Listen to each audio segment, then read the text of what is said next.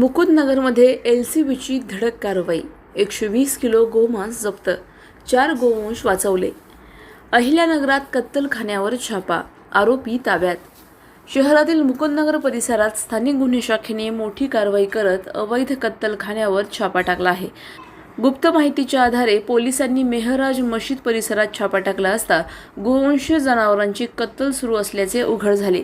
या कारवाईत 120 किलो गोमांस जप्त करण्यात आले असून 4 गोवंशीय जनावरांची सुटका करण्यात आली. पोलिसांनी एका आरोपीला ताब्यात घेतले असून इतर आरोपी फरार झाले आहेत. एकूण 84,700 रुपयांचा मुद्देमाल जप्त करण्यात आला आहे.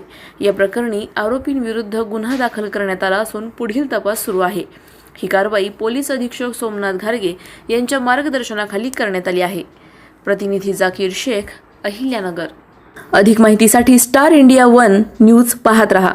चॅनलला सबस्क्राईब करा आणि अशाच अपडेट्ससाठी बेल आयकॉन दाबा.